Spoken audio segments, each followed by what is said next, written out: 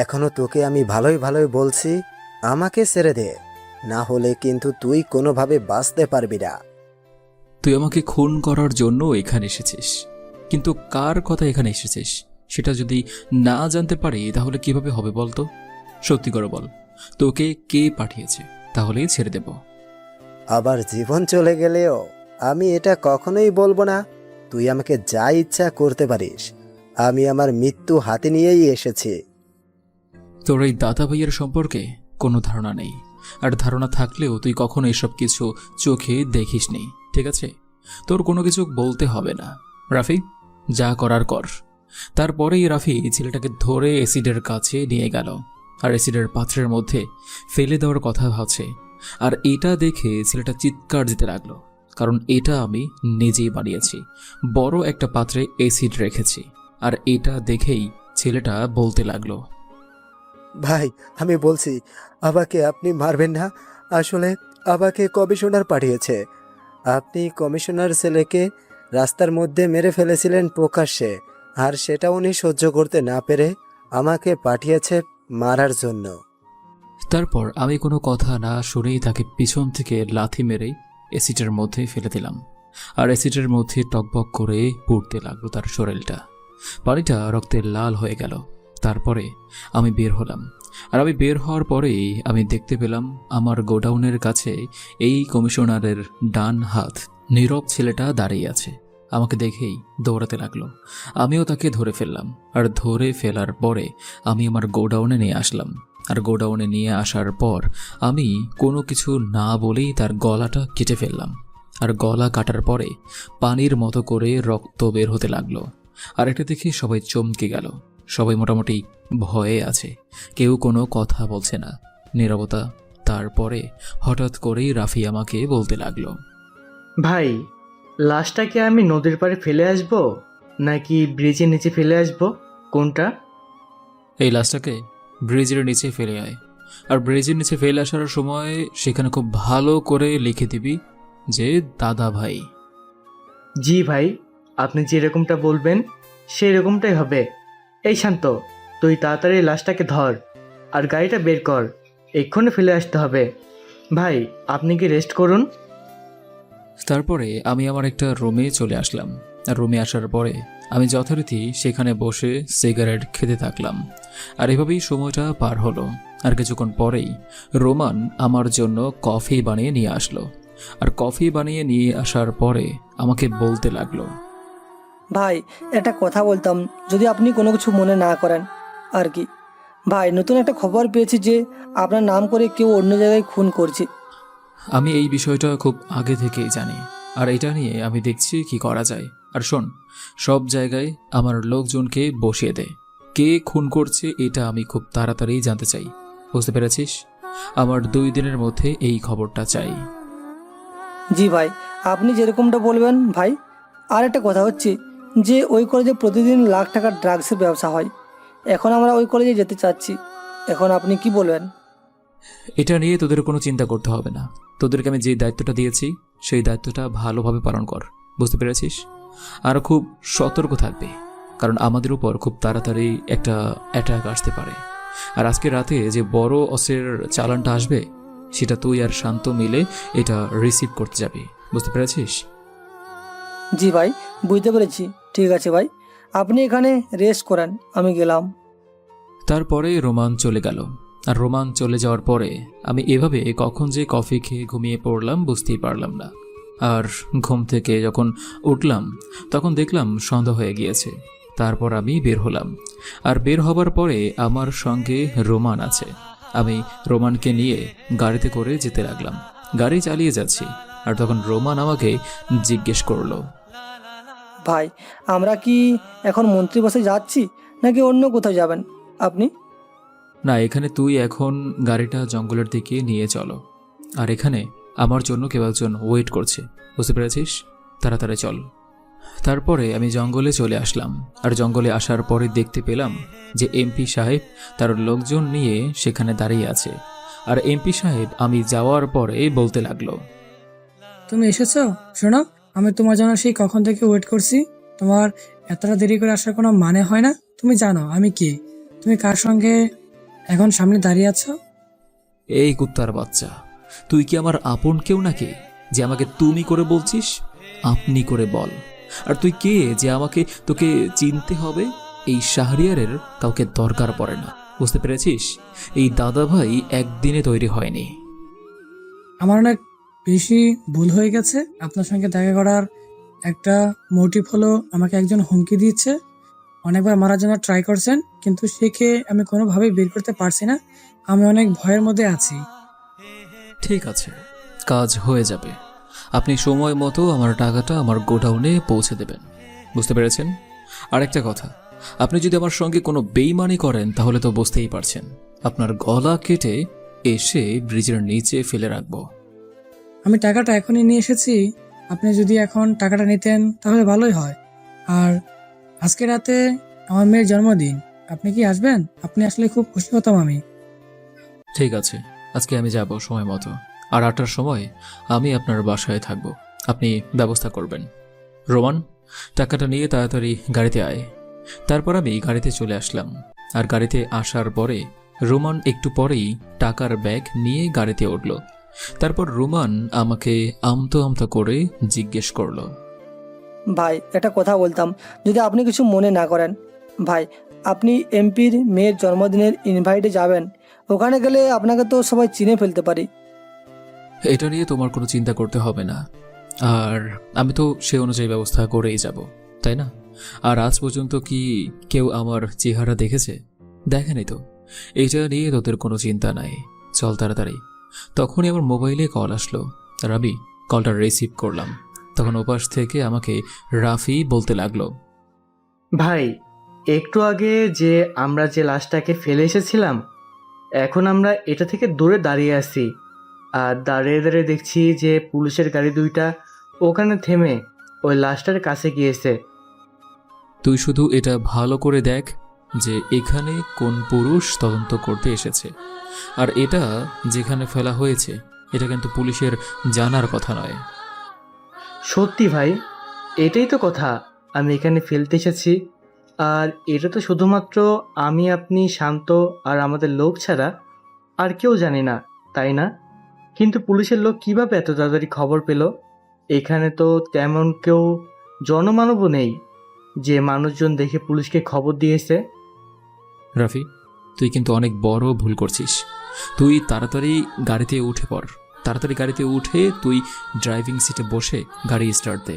পরে আমি তোকে বলছি কি করতে হবে। আমি ভাইয়ের কথায় কোনো কিছু বুঝতে পারলাম না, আর কোনো কিছু না বুঝেই আমি তাড়াতাড়ি দৌড়ে গাড়িতে চলে আসলাম। আর গাড়িতে এসে আমি ড্রাইভিং সিটে বসে গাড়ি স্টার্ট দিলাম। আর তখন ভাই আমাকে বলতে লাগলো, তোকে শান্ত সেখানে মারার জন্য নিয়ে গিয়েছে, বুঝতে পারছিস? তাড়াতাড়ি তুই শান্তকে গুলি কর, আর না হলে কিন্তু শান্ত তোকে গুলি করে দেবে। আর গাড়ির গ্লাস লাগিয়ে দে, সেখান থেকে তাড়াতাড়ি পালিয়ে আয়।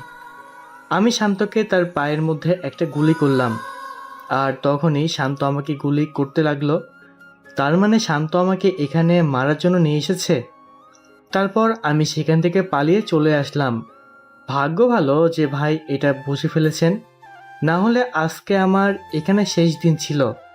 আমি তাড়াতাড়ি করে গোডাউনে চলে আসলাম। আর গোডাউনে এসে আমি হাঁপাচ্ছি। আর তখনই ভাই এসে আমাকে বলতে লাগলো, সবসময় চোখ কান খোলা রেখে কাজ করতে হয়। আমি তো আগেই জানতাম যে শান্ত তোকে সেখানে নিয়ে গিয়েছে মারার জন্য। সেজন্যই তো আমি লাশটাকে ব্রিজের নিচে পাঠিয়েছি, এটা বোঝার জন্য যে আমার হিসাব মিলে কিনা। এখন তোমার হিসাব পুরোপুরি মিলে গিয়েছে, কারণ শান্ত খবর দিয়েছে যে ওই ব্রিজের নিচে লাশ আছে, আর সেই কারণেই পুলিশ গিয়েছে। সত্যি ভাই, আজকে যদি আপনি না থাকতেন তাহলে আজকে যে আমার কি হতো সেটা এখন বুঝতে পারছি। আপনি সত্যি আমাদের বস হওয়ার যোগ্য। তোকে আরও সতর্ক হয়ে কাজ করতে হবে, বুঝতে পেরেছিস? আর নিজের ছাড়া কোনো কাজ করবি না, আগে নিজের দিকটা নিয়ে নেবি, তারপর কাজ করবি। তুই এখন এদিকটা দেখ। আর শোন, আজকের রাতে যে অস্ত্রের চালানটা আসবে সেটা খুব ভালো করে রিসিভ করবি, আর ওদেরকে টাকা দিয়ে দিবি। আমি এমপি সাহেবের কাছ থেকে টাকা নিয়ে এসেছি, এগুলো ব্যাংকে নেওয়ার কোনো দরকার নেই, কারণ ব্যাংকে অলরেডি একটা ঝামেলা চলছে, সেটা আগে মিটমাট করে নেই, তারপরে আমি কালকে থেকে কলেজ যাব। আর সেই কলেজে আমি গিয়ে আমার অপারেশনটা করব বাকিটা। আর রোমান, তুই কিন্তু ওই কলেজের আশেপাশেই থাকবি। ওই কলেজের বেশিরভাগ তোর ফুচকা বা কোনো দোকান নিয়ে বসবি, মানে ছদ্মবেশে তুই ফুচকা বিক্রি করবি, তাহলেই হবে। ঠিক আছে ভাই, আমি তাহলে কালকে ফুচকার দোকান নিয়ে সেই কলেজের সামনে চলে যাব। আপনি কোনো চিন্তা করবেন না, আর কেউ আমাকে বুঝতে পারবে না যে আমি আসলে ফুচকাওয়ালা নই। আপনার কাছ থেকে তো সব কিছু ট্রেনিং নেওয়া, তাই না? পরদিন সকালবেলা ঘুম থেকে উঠে আমি ফ্রেশ হয়ে নিলাম, আর ফ্রেশ হয়ে আমি আমার মতো করে রেডি হলাম, আর রেডি হয়ে আমি বের হলাম। আর তখনই রোমান আমাকে কল দিল। আমি কলটা রিসিভ করলাম, আর রিসিভ করার পরে রোমান আমাকে বলতে লাগলো, ভাই, আমরা আপনার ভার্সিটিতে প্রবেশ করার জন্য একটা পথ পেয়েছি। ভার্সিটির যে দারোয়ান আছে না, সে তো চাকরিটা ছেড়ে দিয়েছে। আমরা পলিসি করে আপনার জন্য এটা ব্যবস্থা করেছি। আপনি দারোয়ান হিসাবে সেখানে জয়েন করতে পারেন। হ্যাঁ, তুই ভালো একটা কাজ করেছিস। আমার আজকে অনেক কাজ আছে, বুঝতে পেরেছিস? আজকে সন্ধ্যার সময় সবাইকে গোডাউনে থাকতে বলবি। আজকে ইম্পর্টেন্ট মিটিং আছে, আমি সবাইকে আমার গোডাউনেই দেখতে চাই, বুঝতে পেরেছিস? আর কলেজের সামনাসামনি তুই যেভাবে বলছিলাম আর কি, ঠিক সেভাবেই থাকবি, বুঝতে পেরেছিস? তারপর আমি একটা দারোয়ানের ড্রেস পরে নিলাম, আর দারোয়ানের ড্রেস পরে আমি ভার্সিটির উদ্দেশ্যে যেতে লাগলাম। রাস্তা দিয়ে আমি হেঁটে যাচ্ছি, আর তখনই একটা মেয়েকে দেখলাম। মেয়েটা তার বান্ধবীদের সঙ্গে হয়তো গল্প করতে করতেই যাচ্ছে। মেয়েটার চুল খোলা, চুলগুলো হালকা লাল রঙের, যেটা মেয়েটাকে আরো ফুটিয়ে তুলেছে। এরকম মেয়ে আমি এর আগে কখনোই দেখিনি। এই বয়সে মনে হয় আমি আমার লাইফ পার্টনার পেয়ে গিয়েছি। আমি মুগ্ধ হয়ে মেয়েটার দিকে তাকিয়ে আছি। মেয়েটা তার বান্ধবীদের সঙ্গে গল্প করতে করতেই হেঁটে যাচ্ছে, আমিও ফুটপাত দিয়ে হেঁটে যাচ্ছি। আর কিছু দূর আসার পর দেখলাম মেয়েটা আমাদের ভার্সিটিতেই প্রবেশ করলো, মানে আমি যে ভার্সিটিতে দারোয়ান হিসেবে যাচ্ছি সেই ভার্সিটিতেই ভিতরে চলে গেল। আমার তো অনেক ভালো হলো, তার মানে মেয়েটাকে আমি খুব সহজেই পেয়ে যাব। তারপর আমি সোজা অফিস রুমে চলে আসলাম। আর অফিস রুমে আসার পরে ভার্সিটির প্রধান অধ্যাপক মুজিবুর রহমান স্যার আমাকে দেখে বলতে লাগলো, ও, তাহলে তুমি আমাদের নতুন দারোয়ান? ঠিক আছে, তাহলে তুমি এখানে ভালো করে ডিউটি করো। আর শোনো, তোমাকে এখানে মোট 12 ঘন্টা ডিউটি করতে হবে। তার জন্য তুমি একটা ভালো স্যালারি পাবে। তোমার জন্য নতুন স্যালারি ঠিক করা হয়েছে, আগের থেকে বাড়িয়ে দেওয়া হবে।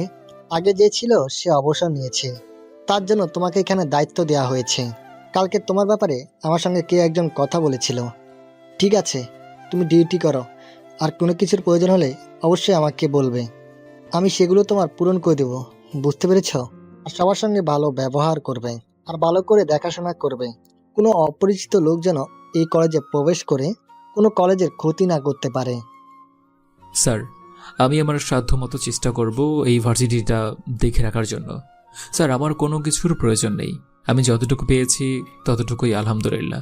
কারণ এত বড় একটা ভার্সিটিতে এই চাকরিটা পেয়েছি, এটাই তো অনেক। তারপর আমি স্যারের সঙ্গে আরও টুকটাক কথা বলে আমি গেটের কাছে চলে আসলাম। আর গেটের কাছে এসে আমি চারদিক ভালো করে দেখতে লাগলাম। চারদিকে সবাই কেউ কেউ জোড়ায় জোড়ায় বসে আছে, আবার কেউ বন্ধু বান্ধবের সঙ্গে আড্ডা দিচ্ছে। আর হঠাৎ করেই আমার চোখ পড়ল সেই মেয়েটার দিকে। মেয়েটা হেসে হেসে সবার সঙ্গে কথা বলছে। বুঝতেই পারলাম যে মেয়েটার কেউ একজন, আর না হলে তো মেয়েটাকে সবাই সালাম দিচ্ছে তারপরে চলে যাচ্ছে। হয়তো কোনো সভাপতির মেয়ে হবে, না হলে এখানকার প্রধান অধ্যাপক মুজিবুর রহমানের মেয়ে হবে। আর এটা ছাড়া তো আর এখানে বড় কেউ করতে পারে না। আরে মারিয়া, দেখছিস আমাদের ভার্সিটিতে নতুন করা হয়েছে দারোয়ানটা, এখন দেখছি আমাদের বয়সী। যাক, ভালোই হলো, টুকটাক কথা বলা যাবে। কি বলিস তুই? আচ্ছা, তোর রুচি এতটা নিচে কুকুরে নেমেছে দিন দিন, বলতো? আগে দারোয়ান বুড়ো লোক ছিল, তার অবসর হয়ে গেছে, আর এখন একটা নতুন দারোয়ান নিয়োগ করা হয়েছে, আর তুই তার সঙ্গে কথা বলবি কেন? তোর সঙ্গে কি ওই দারোয়ানের কথা বলাটা যায়? আর আমি কথাটা ওইভাবে বলিনি, আমি বলেছি যে শুধুমাত্র আড্ডা দিব, এটাই তো, তাই না? মাঝে মাঝে কথা বলতাম, ওনারও ভালো লাগবে, আমরাও মজা পেলাম, তাই না? ঠিক আছে, চল এখন ক্লাসে যাই, তারপর না হয় তুই একটা সময় গিয়ে দারোয়ানের সঙ্গে কথা বলিস। হাজার হোক তোর পছন্দ হয়েছে বলে কথা, মনে হয় তুই প্রেমে পড়ে গেছিস। শেষমেশ তুই একটা দারোয়ানের প্রেমে পড়ে গেলি রে। তারপর আমরা দুজনে মিলে ক্লাসে চলে আসলাম আর ক্লাসে এসে মনোযোগ দিয়ে ক্লাস করতে লাগলাম। আমি মারিয়ার পাশেই বসেছি। মারিয়ার ক্লাসের মধ্যে মোবাইল টিপছে, এটার জন্য স্যার কোনো কিছু বলছে না। এটা নতুন কিছু না, এটা অনেক আগে থেকেই হয়ে আসছে। এদিকে আমি গেটের সামনে একটা টুলের ওপর বসে আছি, আর টুলের ওপর বসে আমি চারদিক লক্ষ্য করছি। আর হঠাৎ করে দেখলাম একটা ছোট্ট মিনি ট্রাক ভার্সিটির ভিতরে প্রবেশ করবে। আমি অবাক হয়ে গেলাম যে এই ভার্সিটিতে ট্রাকের কি প্রয়োজন। আমি জিজ্ঞেস করলাম, এই ভাই দাঁড়ান, এই ট্রাকের ভিতরে কি আছে আমাকে বলেন, আর ভিতরে গিয়ে কি করবেন, কার কথায় এখানে এসেছেন? আমি অনুমতি ছাড়া আপনাকে ভিতরে যেতে দেব না। কি রে, তুই আমাদেরকে আটকে রেখেছিস? তোর সাহস তো কম না। তুই জানিস আমরা কার লোক? আমাদেরকে ভিতরে ঢুকতে দে। আর এই ট্রাকের ভিতরে কি আছে সেটা কি তোকে বলতে হবে, দারোয়ানের বাচ্চা? ঠিক আছে, তাহলে বলেন যে আপনারা কার কথায় এখানে এসেছেন, আর এই ট্রাকের মধ্যে কি আছে, তাহলেই তো হয়ে যায়। আমি তো আর আপনাকে ভিতরে যেতে না করিনি, তাই না? এখানে বই আছে, বুঝতে পেরেছিস? আর ভার্সিটির লাইব্রেরির জন্য কিছু বই নিয়ে আসা হয়েছে। আর তাছাড়া আমরা অধ্যাপক মুজিবুর রহমানের কথায় এখানে এসেছি, আর উনি এই বইগুলোর কথা বলেছিল। এবার যেতে দে, গেট খোল। তারপর আমি কোনো কিছু না বলে গেট খুলে দিলাম। আর গেট খুলে দিতেই দেখলাম ওই ট্রাক ভার্সিটিতে প্রবেশ করলো। আর ভার্সিটিতে প্রবেশ করার পরে দুইটা লোক স্যারের রুমে চলে গেল। আর স্যারের রুমে চলে যাওয়ার পরে স্যার কিছুক্ষণ পর বের হয়ে চলে আসলো। আর বের হয়ে আসার পরে স্যার ওদেরকে মনে হয় বলতে লাগলো, ঠিক আছে, ট্রাকটা এখানে রেখে দাও, পরে ভার্সিটি ছুটি হলে বইগুলো গোছানো যাবে। তোমরা এখন এখান থেকে যাও, আর খুব ভালো করে ট্রাকটা লক করে দাও। এটা আমি সামনে নেব, আর দারোয়ানকে ডাক দাও। তখনই আমাকে স্যার ডাকতে লাগলো। তারপর আমি দৌড়ে তার কাছে গেলাম। আর কাছে যাওয়ার পরে স্যার আমাকে বলতে লাগলো, শারিয়ার, এখন থেকে যখন এই ট্রাকটা আসবে তুমি আর আটকাবে না। এই ট্রাকটা হলো আমাদের কাজের জন্য। এখানে শুধু আমাদের বই আনা হয়, বিভিন্ন ধরনের বই আনা হয় প্রতি সপ্তাহে। আর এটা এখন খুব ভালো করে খেয়াল রাখবে, এখানে কেউ যেন না আসতে পারে, বুঝতে পেরেছ? আর তোরা সাইড করে রেখে যা। তারপর আমি আচ্ছা বলে আবারও গেটের কাছে চলে আসলাম। গেটের কাছে এসে আমি আমার মতো করে ডিউটি করতে লাগলাম। আর তখনই কিছুক্ষণ পরে কিছু লোক ট্রাকটাকে রেখে চলে গেল। আর যাওয়ার সময় একবার আমার দিকে রাগী চোখে তাকালো। বুঝতে পারলাম যে কেন আমার দিকে রাগী চোখে তাকালো, কারণ আমি তাদেরকে আটকে রেখেছিলাম। আমার তো সন্দেহ হচ্ছে এই ট্রাকের ভিতর বই নয়, অন্য কিছু রয়েছে, না হলে এতটা সেফটি কখনোই দিত না। তারপর এভাবেই সময়টা পার হলো। আর কিছুক্ষণ পরে ভার্সিটি ছুটি হয়ে গেল। আর ছুটি হওয়ার পরে সকলেই বের হয়ে চলে যাচ্ছে। আর তখনই দুইটা মেয়ে আমার কাছে আসলো। আর দুইটা মেয়ের মধ্যে আমি সকালে যেই মেয়েটার প্রতি আকৃষ্ট হয়েছি সেই মেয়েটাও সেখানে আছে। আর তার পাশের জন আমাকে বলতে লাগলো, আচ্ছা ভাইয়া, একটা কথা বলবো, যদি আপনি কোনো কিছু মনে না করেন। আসলে আপনাকে কেমন যেন দারোয়ানের মতো লাগছে না, কেমন যেন মনে হচ্ছে আপনি অনেক বড় কিছু। বলেন তো আমার এটা কেন মনে হচ্ছে? তার জন্যই আপনার সঙ্গে আমি কথা বলতে আসলাম। আসলে আমি এটা কি বলবো আপু, চেহারা সবই তো আল্লাহর দান, এখানে আমার কি বলার আছে। হয়তো আপনার মনের ভুল, আর তার জন্যই আমাকে মনে হয় এমন লাগছে। হ্যাঁ, তবে হয়তো। আচ্ছা মারিয়া, চল তুই, তোর তো আবার গাড়ি আছে, তুই গাড়িতে করে চলে যা, আমি কোনো একটা ওভার দিয়ে চলে যাব। না, ওভার দিয়ে যাওয়া লাগবে না, আমি তোকে যাওয়ার সময় নামিয়ে দিয়ে যাব। আমি তো সেই দিন দিয়েই যাই প্রতিদিন। তাহলে প্রতিদিন তোর ওভার দিয়ে যাওয়ার কি হলো? আমার সঙ্গে যাবি। তারপর দুজনেই হাঁটা দিল। আর দুজনে হাঁটা দেওয়ার পরে হঠাৎ করে মারিয়া মেয়েটার ব্যাগ থেকে দুইটা ছবি পড়ে গেল। আমি ছবিগুলো হাতে নিলাম। আর হাতে নেওয়ার পরে দেখলাম যে 2 কপি পাসপোর্ট সাইজের ছবি। এটা মারিয়ার। একবার ভাবলাম যে ডাক দিয়ে দেওয়ার জন্য, কিন্তু পরক্ষণে ভাবলাম না, ছবিগুলো আমার কাছেই থাক, আমি না হয় দেখব। তারপরে আমি সেগুলো আমার পকেটে নিয়ে নিলাম। আর পকেটে নেওয়ার পরে মারিয়া এদিকে চলে গেল। আর মারিয়া চলে যাওয়ার পরে আমিও ডিউটি করতে লাগলাম। আর এভাবে অনেকক্ষণ সময় পার হয়ে যায়। আর ভার্সিটি পুরোপুরি খালি হয়ে যায়। আর তখনই স্যার আমাকে ডাক দেয়। আমি স্যারের কাছে গেলাম। আর স্যারের কাছে যাওয়ার পরে স্যার আমাকে বলতে লাগলো, ঠিক আছে, তোমার তো এখন লাঞ্চ টাইম, এখন তুমি তোমার বাসার থেকে লাঞ্চ করে আসতে পারো, পরে আবার 1 ঘন্টা এসে ডিউটি করবে। সন্ধ্যা পর্যন্ত ডিউটি করলেই হবে। জি স্যার, আমি লাঞ্চ করে তারপর আবার ডিউটিতে আসছি, কোনো প্রবলেম নাই। তারপর আমি সেখান থেকে চলে আসলাম। সেখান থেকে আসার পরে আমি একটা হোটেলে গিয়ে খাবার খেয়ে নিলাম। আর খাবার খাওয়ার পরে আমি সেই হোটেলেই বসে আছি। আর তখনই রোমান চলে আসলো। আর রোমান আসার পরে আমি বলতে লাগলাম, রোমান, আমি তোকে একটা ক্যামেরার লিঙ্ক পাঠিয়েছিলাম, সেগুলো ভালোভাবে দেখেছিস? হ্যাঁ ভাই, আপনি যে সিসি ক্যামেরার লিঙ্কগুলো পাঠিয়েছিলেন না, সেগুলো হ্যাক করে সেগুলো এখন আমাদের কন্ট্রোলে, তবে সেটা কেউ বুঝতে পারবে না। হ্যাঁ, তুই সিসি ক্যামেরার দিকে ভালোভাবে লক্ষ্য রাখবি। আর যারা যারা এখানে এসেছে তাদের ডিটেলস বের কর। তারা কোথায় থাকে, কি করে, আগে কি ছিল আর এখন কি আছে, সব কিছু বের কর। তারপর আমি রোমানের সঙ্গে আরও কিছু আলোচনা করে আমি আমার ডিউটিতে চলে আসলাম। আর ডিউটিতে আসার পর দেখলাম ট্রাকটা সেখানে নেই। তার মানে মালগুলোকে গুছিয়ে ফেলা হয়েছে। আমাকে এখান থেকে বাহির করে দেওয়ার পরেই এই কাজটা করেছে। তারপর আমি আমার মতো করে ডিউটি করতে লাগলাম। আর সুযোগ মতো আমি ভার্সিটির প্রত্যেকটা জায়গায় ক্যামেরা লাগিয়ে দিলাম। আর এভাবেই সময়টা পার হয়ে গেল। আর সন্ধ্যার সময়ে আমি ডিউটি শেষ করে আমার গোডাউনে চলে আসলাম। আর গোডাউনে এসে দেখি আমার জন্য সবাই ওয়েট করছে। অনেক লোক এসেছে, সবাই আমার হয়ে কাজ করে বিভিন্ন জায়গায়। তারপর আমি ফ্রেশ হয়ে আগে খাবার খেয়ে নিলাম। আর খাবার খেয়ে আমি ওদের সামনে বসলাম। বসার পরে বলতে লাগলাম, শোন, আমাদের প্রথম কথা হচ্ছে যে আমরা এমন কোনো কাজ করব না যেটার কারণে সাধারণ মানুষের কোনো ক্ষতি হয়। বুঝতে পেরেছিস? আর একটা কথা, সব সময় মাথায় রাখবি যে যাই কিছু করে না কেন, এটা যেন ওই রাঘব বোয়ালদের মধ্যেই হয়ে থাকে। এটা যেন কোনোভাবেই সাধারণ মানুষের কোনো ক্ষতিগ্রস্ত না হয়। এটা হলো প্রথম কথা। কিন্তু ভাই, আপনি জানেন না হয়তো যে আপনার নাম করে কেউ আড়ালে খুন করে যাচ্ছে, আর কে বা কারা খুন করছে এটাও কিন্তু আমরা এখনো জানতে পারিনি। যদি এভাবে খুন করতে থাকে তাহলে সাধারণ মানুষ কিন্তু আপনাকে অনেক ঘৃণা করবে। এমনিতে অনেকে আপনার নামে বাজে কথা ছড়িয়ে গেছে, বুঝতে পারছেন? সাংবাদিকরা যেটা ছড়ায় সেটা তো অর্ধেক মিথ্যা আর অর্ধেক সত্যি থাকে। শোন রোমান, তুই কিন্তু এই বিষয়টা খুব ভালোভাবে দেখবি যে কে বা কারা খুন করেছে আর খুন করে আমার নাম দিচ্ছে। এটা তুই 2 দিনের মধ্যেই খুঁজে বের করবি।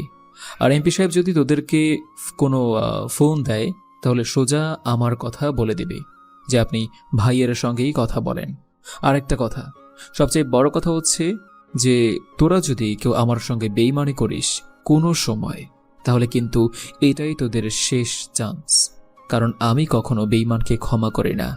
এই দাদাভাই এমনিতেই তৈরি হয়নি, ছিলাম একজন রাস্তার টোকাই, আর এখন আমি আন্ডারওয়ার্ল্ডের কিং। ভাই, যদি কিছু মনে না করতেন তাহলে আপনার পেছনের গল্পটা আমরা শুনতে চাই। কি হয়েছিল আপনার জীবনে, আপনার লাইফ হিস্ট্রি আমাদের খুব জানতে ইচ্ছে করে। একদিন বলবেন আমাদেরকে?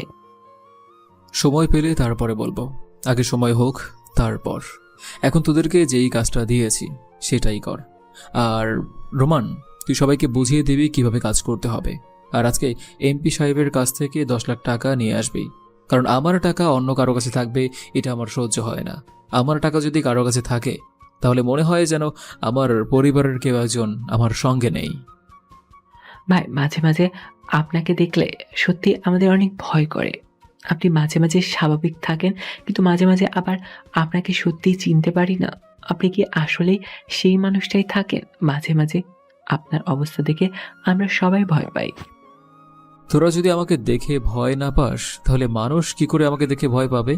আগে তো নিজের লোকগুলো ভয় পেতে হবে, তারপর না বাইরের লোক ভয় পাবে। চল এখন সবাই মিলে এমপি সাহেবের সঙ্গে দেখা করে আসি। এমপি সাহেব হচ্ছে আমার এখন সোনার হাঁস। সে ডিম পারবে আর আমি বাজারে বিক্রি করব। তাকে তো কিছু হতে দেওয়া যাবে না। ভাই, আপনি বুঝতে পারছেন না, এমপি সাহেব কিন্তু অনেক খারাপ লোক। উনি সমাজের মধ্যে মানুষকে শোষণ করে তারপর খায়। ওনার সঙ্গে গেলে যদি আপনার দুর্নাম হয় এটা তো একদম শিওর। মানুষ আপনাকে নিয়ে নানান ধরনের কথা বলবে। আপনি এমনিতেই সবার সামনে আসেন না, সবাই আপনার সঙ্গে ভালো সম্পর্ক তেমন একটা জানে না, তাই না? রোমান, আমি কি করব না করব সেটা তোর কাছ থেকে জানতে হবে না, বুঝতে পেরেছিস? আর আমি খুব ভালো করেই জানি কোনটা করলে কি হবে। আমি মানুষকে জানাতে চাই না, আমি মানুষকে আড়াল থেকেই সাহায্য করতে চাই। এটাই আমি করব এবং এটাই আমার প্ল্যান। চল এখন আমার সঙ্গে। তারপর আমি সবাইকে নিয়ে এমপির বাসার সামনে চলে আসলাম। আর এমপির বাসায় এসে দেখলাম অনেক গার্ড দাঁড়িয়ে আছে। আর আমাকে দেখে সবাই সাইড দিয়ে দিল, কারণ এরা কেউ না কেউ আমার হাতে মায়ের খেয়েছে। তারপর আমি ডিরেক্ট এমপির বাসার ভিতরে প্রবেশ করলাম। আর কি দেখলাম, এমপি বাগানে বসে আছে আর সবার সঙ্গে আলোচনা করছে। আমি সেখানে যেতেই এমপি আমার দিকে হাঁ করে তাকিয়ে রইল। আমি মাস্ক পরে আছি। তারপরে আমি তার সামনে বসে পড়লাম। আর বসে পড়ার পরে এমপি আমাকে বলতে লাগলো, তা হঠাৎ কি মনে করে? আমি কি কোনো অন্যায় করে ফেলেছি যার জন্যই আমাকে শাস্তি দিতে এসেছেন ভাই? বলেন, আপনার জন্য আমি কি করতে পারি? এমপি সাহেব, আমি আপনার সঙ্গে থাকতে চাই। আমি আপনাকে যত রকমের সাপোর্ট আছে সকল সাপোর্ট দেব, আর আপনি আমার ডিমান্ড পূরণ করবেন, এইটুকুই। এই, কে কোথায় আছিস? দাদা ভাইকে কিছু ড্রিঙ্কস দিয়ে তাড়াতাড়ি নিয়ে আয়। দাদা ভাই কি বলছে তোরা কি শুনছিস? আমার তো বিশ্বাসই হচ্ছে না। এত অবাক হওয়ার কোনো কিছু নেই। আপনি আমার ডিমান্ড পূরণ করবেন আর আমি আপনার ডিমান্ড পূরণ করব। আপনার গলায় যে একজন আটকে আছে না, বর্তমানে সে জেলের ভেতর আছে, রতন সাহা। ওকে সেখানেই মেরে ফেলতে পারে। আসলে ও আমার একটা গোপন জিনিস দেখে ফেলেছিল, তার জন্য আমি ওকে অনেকভাবে খুন করতে চাইছি, কিন্তু এখন তো সে জেলের ভিতর, তাই কোনোভাবেই তো কিছু করতে পারছি না। তাই ছাড়িয়ে তারপরে তার কিছু একটা ব্যবস্থা করতে হবে, নাহলে সে যদি একবার ফাঁস করে দেয় তাহলে তো আমার অবস্থা শেষ। 2 দিন পর কোর্টে উঠাবে, তাই চিন্তায় আছি। আপনি কোনো চিন্তা করবেন না। আমি যতদিন পর্যন্ত আছি ততদিন আপনার কেউ কোনো কিছুই করতে পারবে না। আর এখন থেকে আপনি ভালো হয়ে যাবেন। আপনি যদি ভালো না হন তাহলে কিন্তু আমি আপনাকে সাপোর্ট দেওয়ার বদলে আমি আপনাকে বাস দিতে প্রস্তুত থাকব, কারণ আমার অন্যায় কাজ একদম পছন্দ নয়। আর এটা করছি শুধুমাত্র আপনাকে বাঁচানোর জন্য, কারণ এটা যদি আপনাকে না করি আপনি পুরোপুরি ড্যামেজ হয়ে যাবেন। আর আপনি ড্যামেজ হয়ে গেলে আমার ভালো লাগবে না, বিকজ আই লাভ ইউ। ঠিক আছে, আর তোমার 10 লাখ টাকা আমি এখন হাতে রেখেছি। এই নাও তোমার 10 লাখ টাকা। কে আছিস? টাকার ব্যাগটা নিয়ে আয়। তখনই আমার ফোনে রাফি কল দিল আর আমি কলটা রিসিভ করলাম। আর কলটা রিসিভ করার পরে রাফি ওপাশ থেকে আমাকে বলতে লাগলো, ভাই, আপনি ওই এমপি সাহেবের কাছ থেকে যে কাজটা নিয়েছিলেন আর যেটা আমার উপর দায়িত্ব ছিল সেটা কমপ্লিট হয়ে গেছে। এমপি সাহেব এখন নিশ্চিন্ত ভাই। আপনি এখন কোথায় আছেন? আমাকে কি আসতে হবে? না, তোর এখন এখানে আসার কোনো প্রয়োজন নেই। আমি আছি এখানে, আর এখন এমপি সাহেবের সঙ্গেই আছি। আর তুই গোডাউনে চলে যা। আর কাজ যে করেছি সেটা কি কেউ দেখেছে? ভাই, আপনি যেভাবে শিখিয়েছেন আমি তো সেভাবেই কাজ করি, তাই না? আমার কাজে কি কোনো ভুল হতে পারে? আমি আপনার শিষ্য না, আমার কাজে কোনো ভুল হতেই পারে না। তারপর আমি কল কেটে দিলাম। আর কল কেটে দেওয়ার পরে আমি এমপি সাহেবকে বললাম, এমপি সাহেব, আপনার কাজ কমপ্লিট হয়ে গিয়েছে। আর এখন যে আপনি আমাকে 10 লাখ টাকা দিলেন সেটা ওই জেলের ভিতর কাজটা শেষ করার জন্য। আর এরপরে আমার আরও কিছু কাজ আছে, সেই কাজগুলো আপনি পূরণ করবেন। আমি আবার নির্বাচনে মন্ত্রী হতে চাই। আমি যদি মন্ত্রী হই তাহলে আমার স্বপ্নটা পূরণ হবে, কিন্তু মন্ত্রী হতে গেলে এখানে অনেক খরচ আছে, অনেক ডিমান্ড পূরণ করতে হবে। ঠিক আছে, আপনি কোনো চিন্তা করবেন না, আমি তো আছি। আর আমি যে পর্যন্ত আছি এখানে তো আপনার আর কোনো চিন্তা করতে হবে না। আপনার ডিমান্ড আমি পূরণ করব, আর যেভাবেই পারি সেভাবেই পূরণ করব, নো টেনশন। আর তখনই এমপি সাহেবের পিএ মিস্টার কাউসার বলতে লাগলো, দাদা ভাই, আপনি কি ভালো করে জানেন যে টোটাল কতগুলো সিট আছে, কতগুলো মানুষকে টাকা দিতে হবে? যদি ভালো করে হিসাব করা হয় তাহলে প্রায় 10 কোটি টাকার মতো খরচ চলে যাবে। এতগুলো টাকা, এতগুলো মানুষ কোনোভাবেই ম্যানেজ করা সম্ভব নয়। আমি ওনার কথা শুনে একটু ওনার দিকে তাকালাম। তারপর আমি কোমর থেকে পিস্তলটা বের করে তার বুক বরাবর একটা গুলি করে দিলাম। আর গুলি করতেই সে মাটিতে পড়ে গেল। আর মাটিতে পড়ে যাওয়ার পরে ছটফট করতে করতে মারা গেল। আর এটা দেখে এমপি সাহেব আমাকে বলতে লাগলো, আরে তুমি এটা কি করলে? তুমি জানো ও আমার কতদিন ধরে সাহায্য করছে। ও আমার প্রায় 5 বছর ধরে কাজ করছে। ওর মতো একটা লোক হয় না, সবসময় আমার সঙ্গে থাকে। তুমি এটা কি করলে? এমপি সাহেব, আমি আপনাকে এর আগেও বলেছি আর এখনো বলছি, আপনি ভালো করে শুনুন। আমার উপর কথা বলার সাহস কই পায় সে? এই দাদা ভাইয়ের উপর কথা বলা একদম পছন্দ করে না দাদা ভাই, বুঝতে পেরেছেন? এরপর যে কেউ যদি সাহস করে তাহলে তার অবস্থাও এর চেয়ে খারাপ হবে। ঠিক আছে, আমি এখন উঠলাম, পরে আবার আসবো। ভালো থাকবেন।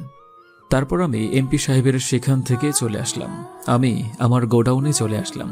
আর গোডাউনে এসে আমি আমার ছেলেগুলোকে নিয়ে কথা বলতে লাগলাম। আর তখন রাফি বলতে লাগলো, ভাই, আমি একটা নতুন তথ্য জানতে পেরেছি। এমপি সাহেব আপনার বিরুদ্ধে ষড়যত্ন করছে। উনি আমাদের রাষ্ট্রপতি আব্দুল সাত্তারের সঙ্গে যোগাযোগ করেছে। আর উনি যে কতটা বাটপার সেটা তো আপনি ভালো করেই জানেন।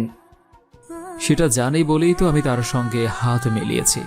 আর তার সঙ্গে অনেক দিনের খেলার ইচ্ছা, সেই ছোটবেলা থেকে তাকে খেয়াল করে আসছি। সে যে এই পর্যন্ত এসেছে আর কিভাবে এসেছে এটা আমার চেয়ে ভালো আর কেউ জানে না। তার সঙ্গে আমি সবসময়ই খেলতে চাইতাম, কিন্তু তখন পারতাম না। বাট এখন সময় হয়েছে। কি বলছেন ভাই? ও আপনার বিরুদ্ধে ষড়যত্ন করেছে। আপনি যদি অর্ডার দেন তাহলে তাকে আমি এক্ষুনি মেরে ফেলি। আপনি শুধু মুখ দিয়ে কথাটা বের করেন আর তারপর দেখেন আমরা কি করতে পারি। এটা কি হয়? ও আমার বাবা মাকে খুন করেছে নিজের হাতে। তাকে কি আমি এভাবে ছেড়ে দিতে পারি? তাকে তো আমার আরও অনেক কিছু করার বাকি। সে কার কার সঙ্গে যোগাযোগ রাখে এটা তো আমার সবচেয়ে বেশি জানা দরকার। আর এটাই আমার মূল লক্ষ্য। আর সবগুলোকে মেরে ফেললেই আমার আর জীবনে কোনো লক্ষ্য থাকবে না। আমি শান্তিতে মরতেও পারবো, কিন্তু এর আগে আমি মরেও শান্তি পাবো না। ভাই, আপনি কি বললেন? ও আপনার বাবা মাকে খুন করেছে? আর ভাই, আপনি সবসময় বলতেন আমাদের যে আপনার পিছনে একটা বাহিনী আছে। ভাই, আপনার বাহিনীটা একটু বলবেন আমাদেরকে? আর আপনার বাবা মা কিভাবে খুন হলো, কেন হলো, সেটা আমাদের খুব জানার ইচ্ছা। সময় আসুক, তারপরেই বলবো, ঠিক আছে? আজ তোরা থাক, আমি বাসায় চলে গেলাম। আর কালকে ভার্সিটিতে রোমান তুই আশেপাশেই থাকবি, বুঝতে পেরেছিস? আর আমি ইশারা দেওয়া মাত্রই তোরা ওখানে প্রবেশ করবি। আর সিসি ক্যামেরাটা ভালো করে লক্ষ্য রাখবি, কোথায় কি হচ্ছে, বুঝতে পেরেছিস? আর কালকে আমরা কলেজের ভিতরে প্রবেশ করব সব কিছু দেখার জন্য, যে ওই কার্টুনগুলোর ভিতরে কি আছে সেটা আমাদের দেখতে হবে। তারপর আমি ওদের সঙ্গে আরও কিছুক্ষণ কথা বলে আমি বের হলাম। আমি হেঁটে হেঁটে আমি আমার বাসায় ফিরছিলাম। নিরিবিলি জায়গা, বেশ ভালোই লাগছে। হাঁটতে হাঁটতে আমি মনের আনন্দে হাঁটছি। আজকে যদি বাবা মা বেঁচে থাকতো তাহলে হয়তো আজকে আমার এই দিন দেখতে হতো না। আমাকে কেউ দাদা ভাই বলে ডাকতো না, কেউ আমাকে নিজের নাম ধরে ডাকতো। কিন্তু কপালের কি দুর্দশা, আজকে আমি আমার নিজেকেই ভুলে গিয়েছি। তারপরে সব ভাবতে ভাবতে আমি হেঁটে যাচ্ছিলাম। আর তখনই একটা মেয়ের চিৎকারের শব্দ আসছে। শব্দটা অনেক দূর থেকেই আসছে। আমি কোনো কিছু বুঝতে পারলাম না। আর আমি আমার মতো হাঁটতে লাগলাম। কিন্তু যত সামনের দিকে যাচ্ছি ততই চিৎকারটা বাড়তে লাগলো। আর মেয়েটা দূর থেকে বলতে লাগলো, প্লিজ তোরা আমাকে ছেড়ে দে, আমাকে প্লিজ এসব কিছু করিস না। আমি তোদেরকে অনেক টাকা দিব, তবুও প্লিজ আমাকে ছেড়ে দে। আমি এগুলো শোনার পরে আরো বেশি সামনে এগিয়ে যেতে লাগলাম। আর আমি এগিয়ে যাওয়ার পরে দেখলাম যে কয়েকটা ছেলে মারিয়াকে টেনে হেঁচড়ে নিয়ে যাচ্ছে। মারিয়া কান্না করছে। আর মারিয়ার কান্না দেখে আমার সত্যি মায়া লাগলো। মেয়েটা হয়তো ভার্সিটিতে আমার সঙ্গে অনেক খারাপ ব্যবহার করেছে, কিন্তু তাতে কি? যাকে আমি প্রথম দেখায় ভালোবেসে ফেলেছি সে যে আমার প্রথম ক্রাশ। আমি আমার নিজের মুখটা ভালো করে ঢেকে নিলাম, এমনভাবে রাখলাম যেন সে আমাকে ভালোভাবে চিনতে না পারে। তারপর আমি আমার কোমর থেকে পিস্তলটা বের করে গুলি করতে লাগলাম। আর গুলি করার পরে একজনের পায়ে গুলি লাগলো। আর এটা দেখে সবাই দৌড়ে পালিয়ে গেল। আর পালিয়ে যাওয়ার পরে মারিয়া আমার দিকে ফিরল। আর ফেরার পরে মারিয়া এক ধ্যানে আমার দিকে তাকিয়ে আছে। আর তখন মারিয়া আমাকে বলতে লাগলো, ভাইয়া, আপনাকে অসংখ্য ধন্যবাদ। আজকে যদি আপনি না থাকতেন তাহলে হয়তো ওরা আমাকে কি করতো সেটা আমি নিজেও জানি না। আপনাকে যে কি বলে ধন্যবাদ দিব আমি বুঝতে পারছি না। আর এ তো তাড়াহুড়া করার কিছু নেই। আপনি আগে নিজেকে শান্ত করুন, তারপরে আমার সঙ্গে কথা বলেন। আর আপনি এত রাতে এখানে কেন? কোনো দরকারে বেরিয়েছিলেন নাকি? আসলে আমি আমার ফুপুর বাসা থেকে আমাদের বাসায় ফিরছিলাম, আর ফেরার পথে এসব বখাটেদের হাতে পড়ে গেছি। এই বখাটে ছেলেরা আমাকে অনেক ডিস্টার্ব করতো, রাস্তার মধ্যে অনেক ডিস্টার্ব করে।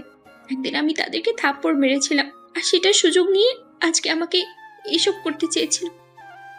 আচ্ছা, এখন আপনার ভয় পেতে হবে না, আপনি এখন শান্ত হন। আর চলুন, আমি আপনাকে এগিয়ে দিয়ে আসি। আর হ্যাঁ, কখনো এভাবে রাত করে বের হবেন না। আর আপনি যেসব ড্রেস পরেছেন, এসব ড্রেস পরলে তো বখাটে ছেলেরা আপনার উপর অ্যাটাক করবেই। আজকে থেকে নিজেকে শুধরে ফেলুন, এখন থেকে ভালোভাবে চলাফেরা করবেন, দেখবেন আপনার জীবনটা অন্যরকম হয়ে গিয়েছে। ধন্যবাদ।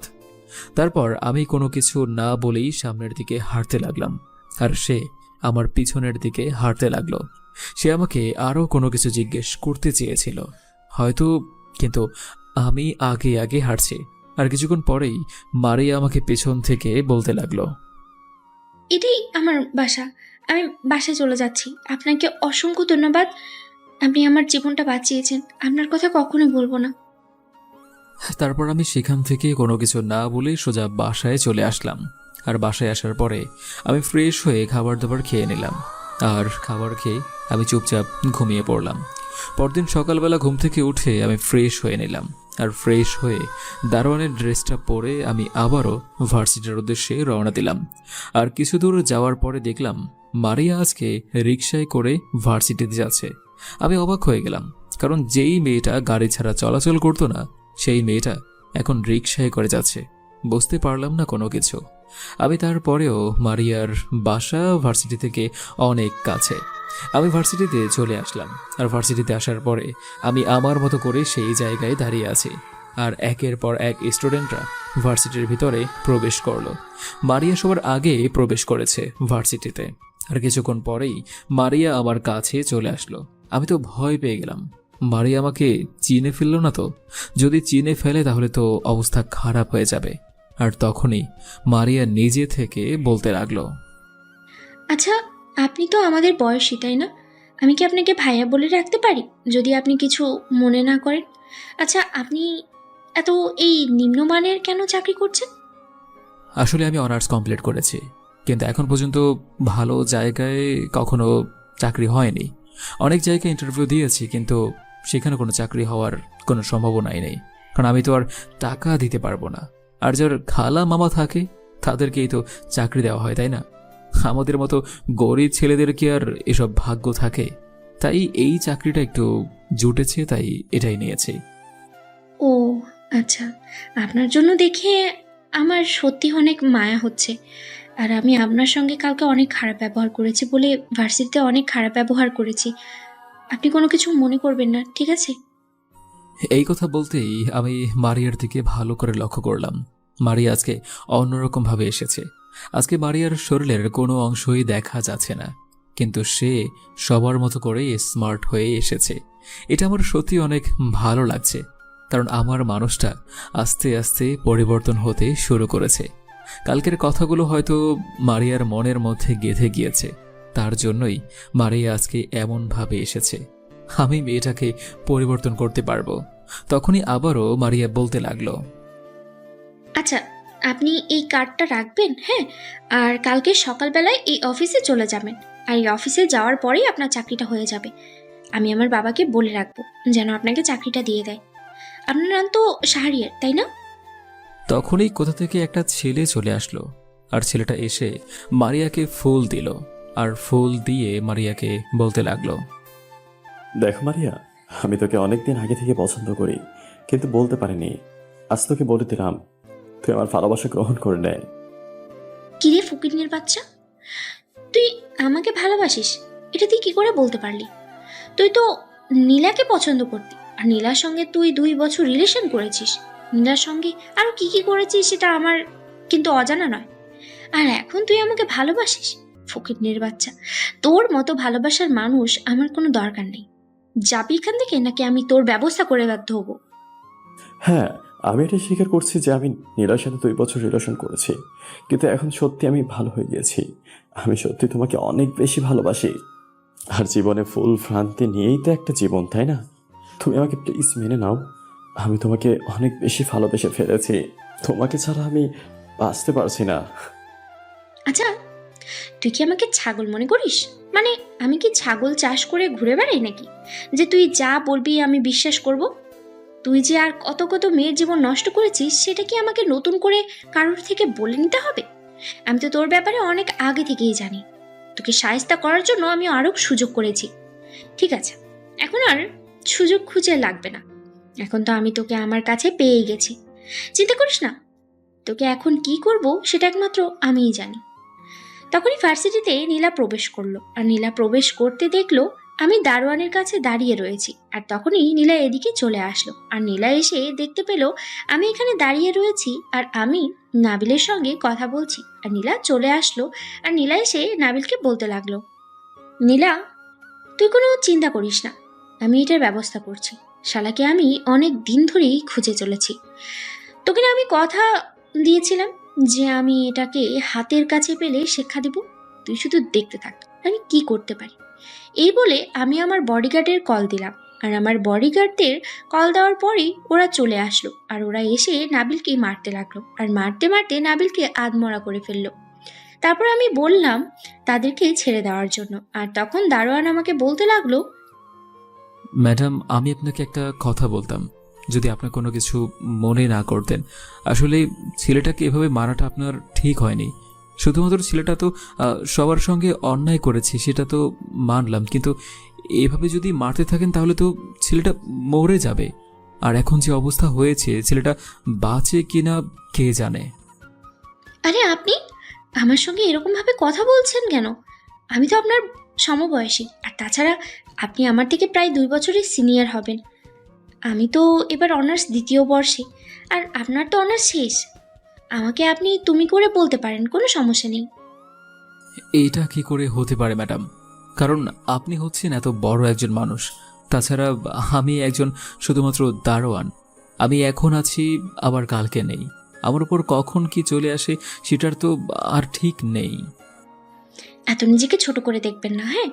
আমরা কিন্তু সবাই সমান, আমরা সবাই মানুষ, এটাই আমাদের সবচেয়ে বড় পরিচয়। আর ছোট লোক বড় লোক সেটা কোনো বিষয় না। হ্যাঁ, এটা আমি অনেক আগেই বড় মনে করতাম, কিন্তু কালকে রাতে একটা ঘটনার পর থেকে আমার জীবনটা সত্যি অন্যরকম হয়ে গেছে। কালকে রাতে জীবনের ঘটনা আমার একটা স্মরণীয় হয়ে থাকবে। ও আচ্ছা, ঠিক আছে ম্যাম, আমি চেষ্টা করব। আর আপনার তো ক্লাসের সময় হয়ে গিয়েছে, আপনি এখন এখান থেকে যেতে পারেন, আমারও তো কাজ করতে হবে। আমি কিন্তু এখন আবারও বলছি, তুমি আমাকে তুমি করে রাখবে, কোনো সমস্যা নেই। আর দারোয়ানের চাকরি করে দেখে কি হয়েছে, কোনো সমস্যা নেই। আমরা বন্ধু তো হতেই পারি, তাই না? বন্ধু হতে পারি, তবুও তুমি তো আমার সিনিয়র, তাই একটু সমস্যা হবে। এই বলে মারিয়া চলে গেল। আর মারিয়া চলে যাওয়ার পরে আমিও আমার ডিউটি করতে লাগলাম। আমিও চারপাশ খেয়াল রাখতে লাগলাম। তখনই দেখতে পেলাম একটা খালি ট্রাক ভার্সিটির মধ্যে প্রবেশ করলো। আমার বুঝতে বাকি রইল না যে এগুলো কি নিতে এসেছে। তারপর আমি এগুলোর ভালোভাবে লক্ষ্য করলাম, আর লোকগুলোর ছবি তুলে রাফির কাছে পাঠিয়ে দিলাম। আর রাফির কাছে পাঠিয়ে দেওয়ার পরে রাফি আমাকে কিছুক্ষণ পর কল দিল। আর কল দেওয়ার পরে রাফি আমাকে বলতে লাগলো, ভাই আপনি এই 3 জনের ছবি যে পাঠিয়েছেন, এই 3 জনের মধ্যে আমি 2 জনকেই চিনি, আর 2 জনকে আমি এক্ষুনি ধরে আনতে পারবো। ওরা কোথায় থাকে সেটা আমার জানা আছে। আমি একদিন রাস্তার মধ্যে তাদেরকে পিটিয়েছিলাম, কারণ ওরা মেয়েদেরকে বিরক্ত করত। সে যে কারণেই আমি তাদেরকে মেরেছিলাম। আপনি চাইলে এক্ষুনি আনতে পারি।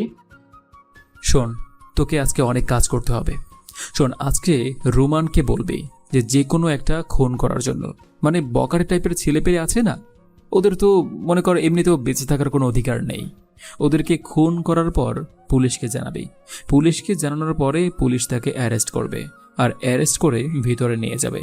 আর ভিতরে নিয়ে যাওয়ার পরে এমপি সাহেবের যে গলায় আটকে আছে না যে লোকটা, সেটাকে শেষ করে দিবি। আর বাকিটা তো তুই জানিস। আর শান্তকে খুঁজে বের কর। আমার মনে হয় শান্ত অন্য কোনো গ্যাংয়ের মধ্যে ঢুকে আমাদের বিরুদ্ধে ষড়যন্ত্র করছে, আর শান্তর সঙ্গে এমপির কোনো না কোনোভাবে কানেকশন আছে, সেটা আমি বের করব। ঠিক আছে ভাই, আপনি কোনো চিন্তা করবেন না। আপনি আমাকে যেরকমভাবে কাজ দিয়েছেন আমি সেই রকমভাবেই করব। আর রোমানকে আমি খুব ভালোভাবে বুঝিয়ে বলবো। আশা করি রোমান খুব ভালোভাবে কাজটা করতে পারবে। তারপরে আমি কল কেটে দিলাম। আর কল কেটে দেওয়ার পরে আমি দেখতে পেলাম মারিয়া আমার দিকে কেমন যেন সন্দেহর দৃষ্টিতে তাকিয়ে আছে। আমি ভয় পেয়ে গেলাম, কারণ মারিয়া অন্তত চালাক একটা মেয়ে। আমি এই কয়দিনেই তা বুঝতে পেরেছি। আর এভাবেই পার হয়ে গেল কয়েকটা দিন। এই কয়েকদিনে মারিয়ার সঙ্গে বেশ আমার একটা ভালো বন্ধুত্বরূপ সম্পর্ক হয়ে গিয়েছে। আমি সময় পেলেই মারিয়ার সঙ্গে কথা বলতে আসতাম, আর মারিয়াও মাঝে মাঝে আমার সঙ্গে কথা বলতো। আর মাঝে মাঝে আমার দিকে এমনভাবে তাকিয়ে থাকতো যেন সে আমাকে সন্দেহ করে। আমি তেমন কিছু বলি না তাকে। আর হঠাৎ করেই সে একদিন আমাকে জিজ্ঞেস করলো, আচ্ছা, তোমার এই হাতের দাগটা কিসের বলতে পারো প্লিজ? তুমি আমার কাছে কোনো মিথ্যে বলবে না, ঠিক আছে? আমার কাছে যা বলবে সত্যি বলবে। আরে তুমি এসব কি বলছো? আমি তো কোনো কিছুই বুঝতে পারছি না। আমার হাতের দাগ এটা ছোটবেলা থেকেই আমি যখন রাস্তায় রাস্তায় ঘুরতাম তখন একটা গাড়ি এসে আমার এখানে মেরে দেয়। আমাকে মেরে দিয়েছিল, কিন্তু হাতের ব্যথাটা অনেক লেগেছিল, তার জন্যই ছোট করে দাগ রয়ে গিয়েছে। তাছাড়া আমার জন্মদাগ তো কপালে। এই যে দেখো। কেন, কি হয়েছে? তুমি ছদ্মবেশে এই ভার্সিটিতে প্রবেশ করেছো, আর অথচ এটা আমি তোমাকে ভালো করে চিনতে পারবো না? এটা কি হতে পারে? আমি তোমাকে চিনে ফেলেছি। তুমি সেই দিন আমাকে বাঁচিয়েছিলে।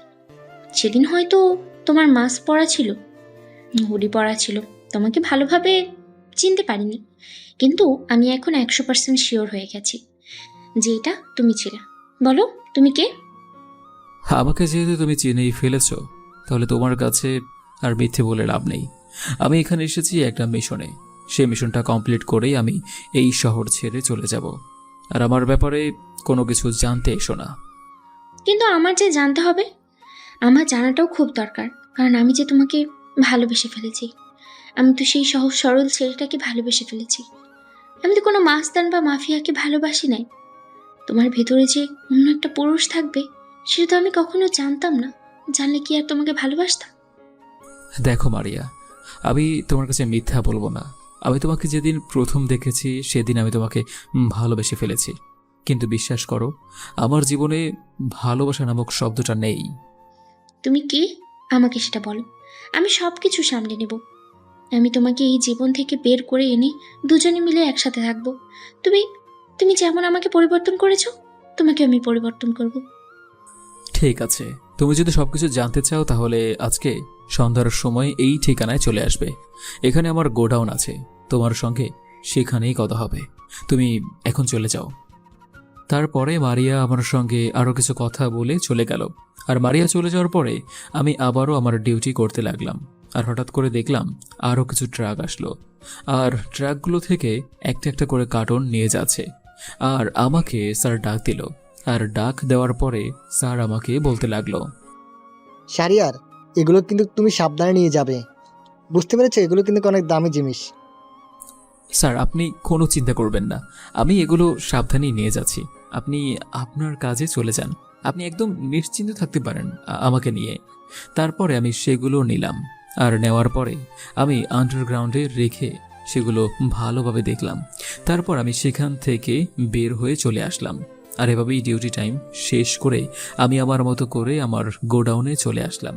আর সেখানে এসে আমি কাজ করতে লাগলাম। আর এভাবেই সময়টা পার হলো। সন্ধ্যার সময় সবাই চলে আসলো। আর সবাই আসার পরে আমি রাফিকে বললাম, রাফি, আজকে রাতে ওই ভার্সিটিতে যেতে হবে। আজকে ভার্সিটিতে যেতে পারলে ওখান থেকে অনেক কিছু উদ্ধার করতে পারবো, আর যেখান থেকে কিছু জানতেও পারবো। আমি পরবর্তী মিশনের জন্য রেডি হব। আর খুব তাড়াতাড়ি এমপি আর তার সাথের লোকগুলোকে ধরে ফেলতে পারবো মনে হচ্ছে। ঠিক আছে ভাই, আপনি কোনো চিন্তা করবেন না। আমি সব পোলাপানকে খবর দিয়ে দিচ্ছি, ওরা কিছুক্ষণের মধ্যে চলে আসবে। ভাই, একটা কথা বলতাম, যদি মিশনে যাওয়ার আগে আপনার জীবনের ঘটনাটা একটু বলতেন, আমাদের সত্যি অনেক জানতে ইচ্ছা করছে। আরে বেটা, তুই এসব কিছু রাখ, আগে এসব কিছু শোনার সময় নেই। এখন আমাদের কথা হচ্ছে যে আমাদের মাঝে ভাবি এসে উপস্থিত হবে। আমাদের ভাবি কিন্তু যথেষ্ট সুন্দরী, এক ভাইয়ের সাথে কিন্তু অনেক বেশি মানাবে। আর তখনই মারিয়া চলে আসলো। আর মারিয়ার সঙ্গে তার বান্ধবী নীলাও রয়েছে। আর মারিয়া আসার পরে চারিদিকে দেখতে লাগলো, আর সকলেই তো ভয়ে এদিক ওদিক ছোটাছুটি করছে। আর মারিয়া তখন বলতে লাগলো, কি ব্যাপার, সবাই আমাকে দেখে এমন ছোটাছুটি কেন করছে? এখানে চুপচাপ দাঁড়িয়ে থাকেন, আমি তো আপনাদের বসের সঙ্গে কথা বলতে এসেছি। ভেবেছিলাম যে এটা তো মাটির মানুষ, কিন্তু এটা তো দেখছি সাক্ষাৎ আগুন। এমন ফুলকি যদি আমাদের ভাইয়ের কপালে চোটে, তাহলে ভাইয়ের জীবনটা পুরো তেনা তেনা হয়ে যাবে।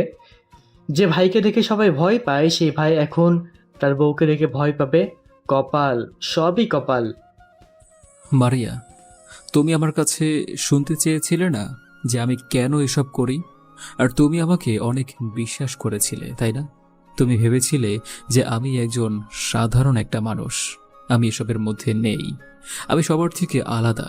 এসব কিছু দেখেই তো আমাকে ভালোবেসেছিলে। কিন্তু কেন এই পথে এসেছি সেটা শুনবে? শোনো তাহলে আমার পেছনের কাহিনী। আমরা ছিলাম মধ্যবিত্ত। বাবা ছোট্ট একটা ব্যবসা করতেন, আর সেই ব্যবসায় আমরা ভালোই চলছিলাম। বাবার ব্যবসা করার জন্য অনেকের সঙ্গেই পরিচিত হয়। আর এখন এমপি শামসুল হক ছিল বাবার ঘনিষ্ঠ বন্ধু, এবং সব সময় একসাথেই থাকতো ওরা দুজনে। একদিন বাবা মা বাসায় এসে মাকে বলল যে ব্যবসার মধ্যে অনেক লস হয়ে গিয়েছে, আর এই জন্য তার বন্ধু শামসুলের কাছ থেকে প্রায় 10 লক্ষ টাকা নেয়। আর এই 10 লক্ষ টাকা দিয়ে মানুষের দেনা শোধ করে আর ব্যবসার কাজে লাগায়। কিন্তু ব্যবসার কাজে লাগানোর পরেই বাবা হঠাৎ করে গ্রামের বাড়ি চলে যায়। গ্রামের বাড়িতে আরেকটা সমস্যা হয়েছিল জমি নিয়ে, সেখানে চলে যায়। সেখানে যাওয়ার পরে বাবা বেশ কয়েকদিন থাকেন। আর এদিকে দায়িত্বটা পেয়ে যায় শামসুল। এই শামসুল দায়িত্ব পাওয়ার পরে শামসুল সে নিজে প্রতারণা করে, জাল দলিল বানিয়ে বাবার ব্যবসার সমস্ত কিছু বিক্রি করে দেয়। আর যার কাছে বিক্রি করে সে হচ্ছে শামসুল হকের এক রাজনৈতিক বন্ধু। আর বাবা পরে এসে জানতে পারে এই অবস্থা। তারপর এত টাকা লস হওয়ার পরে বাবা কি করবে সেটা ভেবে পাচ্ছে না। তো এসব নিয়ে বেশ অনেক দিন পার হয়ে যায়। বাবা চেষ্টা করে সবার ঋণগুলো শোধ করার, আর এই জন্য এরপর এমপি অনেক চাপ দিতে থাকে তার টাকাগুলোর জন্য।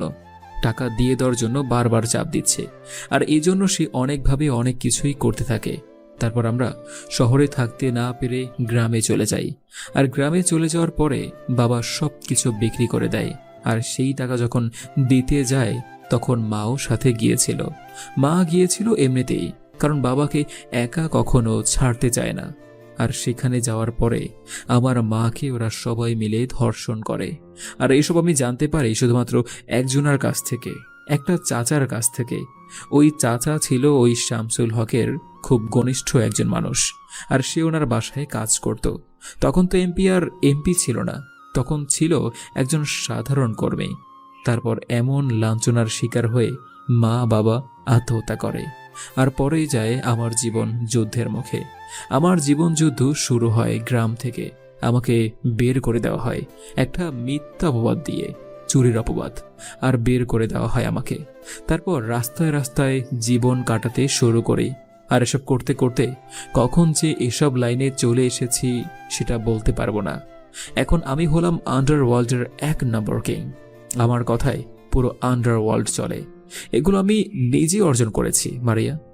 রাস্তার মধ্যে একটা ছেলে পড়ে থাকলে কেউ এসে বলবে না যে খেয়েছিস কিনা, কিন্তু আজকে যদি আমি একটা কল দেই তাহলে কোটি কোটি টাকা চলে আসবে। এগুলো আমি নিজে অর্জন করেছি। তখন আমাকে কেউ সাহায্য করার মতো ছিল না, আমি রাজত্ব করতে এসেছি। ভাই, তাহলে চলেন আমরা এমপিকে এগিয়ে দিয়ে সরাসরি অ্যাকশনে চাই। কারণ এসব আমার সহ্য হচ্ছে না। ওরা কত বড় বাটপারি করেছে দেখছেন। ও শুধুমাত্র রাজনৈতিক দলে আসার জন্য আপনার বাবার সঙ্গে এরকমটা করেছে, নয়তো কারণ টাকার প্রয়োজন ছিল। আর সে টাকাগুলো আপনার বাবাকে ব্ল্যাকমেল করে আদায় করত। আপনার বাবা তো মনে হয় সহজ সরল ছিল, তার জন্য সমস্ত কিছু তার বন্ধুকে দিয়ে করিয়েছে। না, এটা হতে পারে না। আমি এটা বিশ্বাস করি না। আমার বাবা একজন ভালো মানুষ। আমি আমার বাবাকে খুব ভালো করে চিনি। আমার বাবা এরকমটা কখনোই করতে পারে না। আমি তোমাদের কথা একদম বিশ্বাস করি না। ও, তার মানে তুমি তাহলে এমপি সাহেবের একমাত্র আদরের কন্যা, তাই তো? এই, কে আছিস? তাড়াতাড়ি এটাকে বেঁধে ফেল। এমপির সঙ্গে এখন আমার খেলা হবে। তার মেয়ে নিখোঁজ, আর মেয়েটার যেন কোনো অসুবিধা না হয়। মারিয়া, তুমি এখন চলে যেতে পারো। কিন্তু আমি তো তোমার সঙ্গে কথা না বলে যাব না। আমার তো তোমার সঙ্গে অনেক কথা আছে। আমার কথা শেষ হবে, তারপর আমি এখান থেকে যাব। আর নীলার বাবার সঙ্গে তোমার ঝামেলা আছে তাই বলে নীলাকে কেন তুমি বন্দি করে রাখবে? মারিয়া, তুমি খুব ভালো করেই জানো যে আমি নীলার কোনো ক্ষতি করব না, আর এমন কোনো চরিত্র আমার নেই। আমি সবসময় সামনাসামনি লড়াই করতে পছন্দ করি। পেছন থেকে মারার কোনো অভ্যাস আমার নেই, কারণ যদি পেছন থেকে মারতেই পারতাম তাহলে অনেক আগেই সবকিছু শেষ করে দিতাম। এতটুকু সময় নিতাম না আমি। আর এই দেশ থেকে ওদের যত রকমের অপকর্ম আছে সবগুলো উচ্ছেদ করতে চেয়েছি একসাথে, এবং সেটাই আমি করব। সেটাই আমার লক্ষ্য। ভার্সিটির প্রিন্সিপাল কিন্তু তোমাকে অনেকটা সন্দেহ করছে। তুমি অনেকভাবে অনেক জায়গায় সিসি ক্যামেরা লাগিয়েছো, এটা একমাত্র আমি দেখতে পেয়েছি। যদিও তোমার ক্ষতি করার চেষ্টা করে, আর প্রিন্সিপাল, এমপি আরও অনেকজন মানুষ তারা একসঙ্গে কাজ করে, তুমি সেটা কি জানো? হ্যাঁ, আমি এটা খুব ভালো করেই জানি, আর অনেকগুলো তথ্য আমি পেয়েছি। ঠিক আছে, আর তুমি তো এখন বাসায় চলে যাও। তোমার সঙ্গে আমি এই বিষয় নিয়ে পরে কথা বলবো। আর শোনো, আমার হয়ে তোমাকে অনেকে কল করতে পারে, তুমি কিন্তু একদম কল রিসিভ করবে না। সময় হলে আমি তোমাকে বাসা থেকে নিতে যাব, বুঝতে পেরেছো? আর একটু সাবধানে থেকো। প্লিজ তুমি এসব কিছু ছেড়ে দাও, চলো আমরা দূরে কোথাও চলে যাই। আর তোমার সঙ্গে যেটা হয়েছে সেটা সত্যি অনেক অন্যায় হয়েছে। তুমি প্লিজ এগুলো ছেড়ে দাও। ওরা তোমাকে মেরে ফেলবে, ওরা অনেক খারাপ। ওদের কথা, ওদের হাত অনেক বড়। না, ওদের হাত বড় না, আমার থেকে বড় নয়। ওদের যত জায়গা আছে সমস্ত জায়গা আমার লোক সেট করা আছে। আমি ফোন দেওয়া মাত্রই সমস্ত কিছু ধ্বংস করে দেবে, গোডাউন পুড়িয়ে দেবে। এরকম আমি নিজে থেকেই তৈরি করে রেখেছি। তুমি এখন এখান থেকে যাও, না হলে তোমার ওপর বিপদ আসতে পারে। তোমার প্রতিশোধ নিতে গেলে যদি তোমার কোনো ক্ষতি হয়ে যায় তখন আমার কি হবে? আমার ভালোবাসার কোনো মূল্য নেই তোমার কাছে, তাই তো? ঠিক আছে, তুমি থাকো তোমার মতো করে, আমি আর আসবো না তোমার কাছে। তারপরে মারিয়া চলে গেল। আর মারিয়া চলে যাওয়ার পরে আমি রাফির সঙ্গে আর রোমানের সঙ্গে আলোচনা করতে লাগলাম। সবাই আমাদের আলোচনা শুনতে লাগলো, আর আমি সবাইকে বুঝিয়ে দিলাম। আর তখনই রাফি বলতে লাগলো, ভাই, আপনার কথা মতো আমি ওদের যত জায়গা আছে সব জায়গায় আমাদের লোক বা সেট করা আছে। আপনি বলা মাত্রই ওরা শুরু করে দিবে। এখন আমি যতটুকু জানতে পেরেছি যে আজকে রাতে সবাই মিলে মিটিং করবে কোথায় কোথায় সাপ্লাই করা যায় মাদকদ্রব্য জায়গাটা, ওই জায়গাটা ব্রিজের নিচে। হ্যাঁ ভাই, ওই ব্রিজের নিচে সবাই আসবে আর সবাই একসঙ্গে দেখা করবে, কারণ ওরা প্রতি 6 মাস পর পর একসঙ্গে দেখা করে। আর আমার মনে হয় যে এখানে আমরা সবাইকে পেয়ে যাব খুব সহজেই। সৌদি আরব থেকে আলী ভাই চলে আসবে। আলী ভাই মনে হয় দেশে চলে এসেছে, আমার যতটুকু ধারণা। ঠিক আছে, শোন রাফি, তুই আজকে ভার্সিটিতে যাবি। আজকে রাতে ভার্সিটিতে যাওয়ার পরে যত মাদকদ্রব্য আছে, সব অস্ত্র আছে, সবগুলোকে উদ্ধার করে আমার গোডাউনে নিয়ে আসবি। আর আমার গোডাউনে নিয়ে আসার পরে প্রিন্সিপাল মনে হয় সেই মিটিংয়ে যাবে, তাহলে আমাদের প্রিন্সিপালকে ধরার কোনো প্রয়োজন নেই, বুঝতে পেরেছিস? আর তখনই ওদের যত জায়গা আছে সবগুলোকে একদম গোডাউন সহ পুড়িয়ে দিতে বলবি, আর সকল লোককে মেরে ফেলবি। আর যারা যারা আমার হয়ে কাজ করতে চায় তাদেরকে একসঙ্গে কাজ করাবি, আর কাজ করা শেষ হয়ে গেলে ওদেরকেও মেরে ফেলবি, কারণ ওরা ওদের সঙ্গে বেইমানি করেছে। আমার সঙ্গে বেইমানি করতে কতক্ষণ, এটা মনে রাখবি। আর আমি রোমানকে নিয়ে সেখানে যাব। তারপরে তুই ওইসব কাজ করার পরে কিন্তু আমার সঙ্গে টিম নিয়ে একসাথে হবি, বুঝতে পেরেছিস? জি ভাই, আমি বুঝতে পেরেছি, আপনি কোনো চিন্তা করবেন না, আমি আপনার কথা মতোই কাজ করব। ঠিক আছে ভাই, আমি তাহলে এখন বের হচ্ছি। তারপরে রাফি চলে গেল। রাফি চলে যাওয়ার পরে আমি সবাইকে আমার মতো করে প্ল্যানটা বুঝিয়ে দিলাম। আর প্ল্যান বোঝানোর পরে ওরা আমার সঙ্গে আরও কিছু কথা বলল। আমি সবার সঙ্গে ফ্রি মাইন্ডে কথা বলতে অনেক বেশি পছন্দ করি। তারপর রাফি ওর মতো করে কাজ করতে লাগলো। আমি গাড়িতে করে সেখানে যাচ্ছি। এখন রাত 2টা বেজে গিয়েছে। সকল কিছু মনে হয় কাজ শেষ হয়ে গেছে। আর তখনই বলতে না বলতেই রাফি আমাকে কল দিল। আর রাফি কল দেওয়ার পরে আমাকে বলতে লাগলো, ভাই আপনার কথা মতো সব জায়গায় ওদের ধ্বংস করে দিয়েছি, আর ওদের সকল লোককে আমি মেরে ফেলেছি। আমি সবাইকে নিয়ে আপনার সঙ্গে ব্রিজের কাছাকাছি দেখা করব। তারপর আমি কল কেটে দিলাম। আর কল কেটে দেওয়ার পরে আমি আবারও যেতে লাগলাম। আর যেতে যেতে আমি ব্রিজের কাছাকাছি এসে অপেক্ষা করছি। আর কিছুক্ষণ পরেই রাফি হেলিকপ্টারে করে চলে আসলো। আর ব্রিজ থেকে বেশি দূরে একটু অবস্থান করছি, তার জন্য কোনো সমস্যা হলো না। আর রাফি এসে আমার কাছে এসে বলতে লাগলো, ভাই আমরা এখানে মোট 200 জন আছি। আমাদের 200 জনকে আমি সবাইকে ওদের মতো করে সেট হতে বলেছি। আমি এখানে আমার মা বাবার প্রতিশোধ নিতেই এসেছি। আর যদি আমার কোনো কিছু হয়ে যায় তাহলে তোরা এখানে একটুও দাঁড়িয়ে থাকবে না। তোরা তোদের মতো করে চলে যাবে, আমাকে রেখেই চলে যাবে। তোরা আমার জন্য অনেক কিছুই করেছিস, কিন্তু বিনিময়ে আমি তোদের জন্য কোনো কিছুই করতে পারলাম না। ভাই আপনি এটা কি বলছেন? আমরা আপনার সঙ্গে ছোটোবেলা থেকে একসঙ্গে আছি। আমরা একটা রুটি খেলে 3টা ভাগ করি, তারপর খেতাম। আমরা বন্ধুর মতোই আছি। আপনি কখনো বুঝতে দেননি যে আপনি আমাদের বস, আর আমরা আপনার হয়ে কাজ করি। সবসময় আপনি বন্ধুর মতো করেই আমাদের সঙ্গে শেয়ার করেছেন, সব কিছু আমাদের মতামতের গুরুত্ব দিয়েছেন। আর সেখানে কিনা আপনি আমাদের সঙ্গে এটা বলছেন? না ভাই, এটা আমরা কোনোভাবে মেনে নিতে পারছি না। দেখ, এখানে শুধুমাত্র আমার বাবা মায়ের প্রতিশোধ নিতেই এসেছি, কিন্তু তোরা নিজেকে কেন এখানে বিলিয়ে দিবি? তোদের জীবনটা তো অনেক পড়ে আছে রে। তোরা আমার জন্য অনেক করেছিস, আর কত।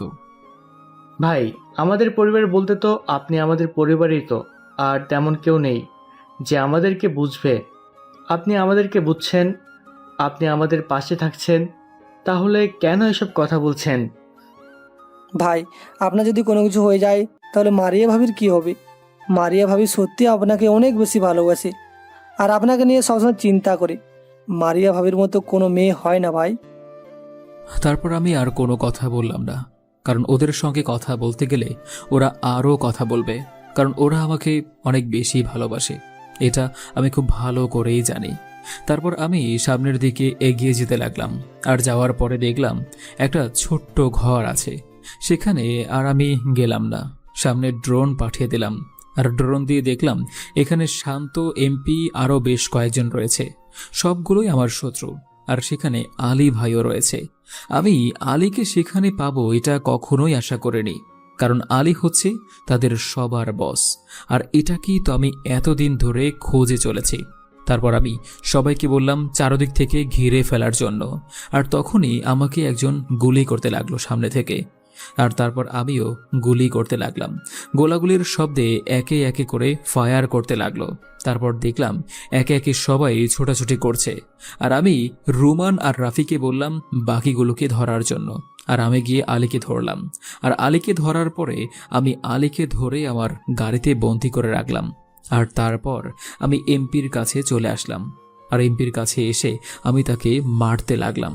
আর তখন এমপি আমাকে বলতে লাগলো, শাহরিয়ার, তুমি এটা কি করেছো? প্লিজ তুমি একটু মাথা ঠান্ডা করো।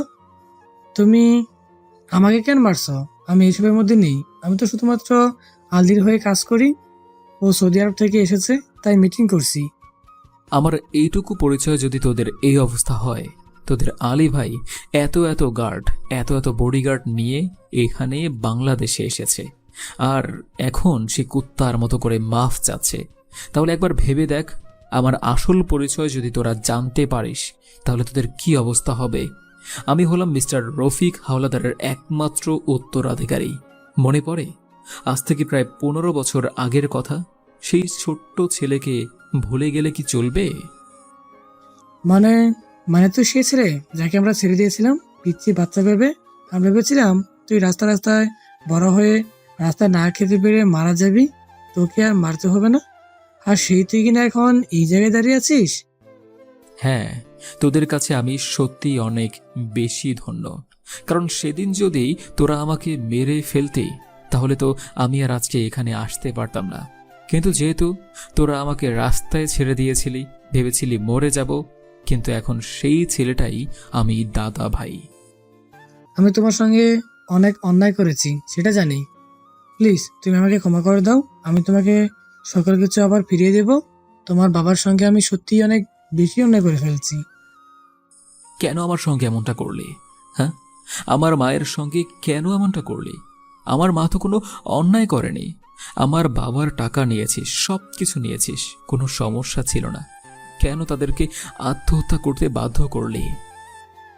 আসলে সেদিন কি হয়েছিল সেটা আমি তোমাকে বলছি। আমি তোমার মাকে আগে থেকেই ভালোবাসতাম, কিন্তু তোমার মা, আমি খারাপ ছিলাম তাই রাজনীতি করতাম, সেজন্য তোমার মা আমাকে পছন্দ করতো না। সে তোমার বাবাকে বিয়ে করে ফেলছিল, সেই জন্য আমার একটা জিদ কাজ করতো সবসময়। আর সেদিন আমি, আলিবাই, প্রিন্সিপাল, আমরা সবাই মিলে সিদ্ধান্ত নিই যে আমরা তোমার মায়ের সঙ্গে এরকমটা করব, আর এই জন্যই এমনটা করে ফেলেছি। প্লিজ ক্ষমা করে দাও। তারপর আমি কোনো কথা না বলে আমি ওকে গুলি করতে লাগলাম, আর একের পর এক ওর বুকের মধ্যে গুলি করেই যাচ্ছি। আর সে কিছুক্ষণ ছটফট করতে করতে মারা গেল। তারপর আমি গাড়ি থেকে আলীকে টেনে বের করলাম। আলীকে বের করার পরে ওর গোপনাঙ্গ কেটে ফেললাম, আর গোপনাঙ্গ কেটে ফেলার পরে সেখানে লবণ আর মরিচ দিয়ে দিলাম, আর সে ছটফট করতে করতেই মারা গেল। আর তখন দেখলাম রাফির গায়ে গুলি লেগেছে। তারপর আমি তাকে তাড়াতাড়ি করে হাসপাতালে নিয়ে আসলাম। হাসপাতালে নিয়ে আসার পরে তাকে ইমার্জেন্সিতে ভর্তি করলাম, আর ডক্টর কিছুক্ষণ পরেই অপারেশন শুরু করলো। অপারেশন করতেই চলে গেল ডক্টর। গুলি বের করার পরে 1.5 ঘন্টা পরে অপারেশন থিয়েটার থেকে ডক্টর বের হলো আর বলতে লাগলো রোগী এখন সুস্থ আছে। তারপর আমি রোমানকে বললাম নীলাকে এখানে নিয়ে আসার জন্য, আর রোমান কিছুক্ষণ পরে নীলাকে নিয়ে আসলো।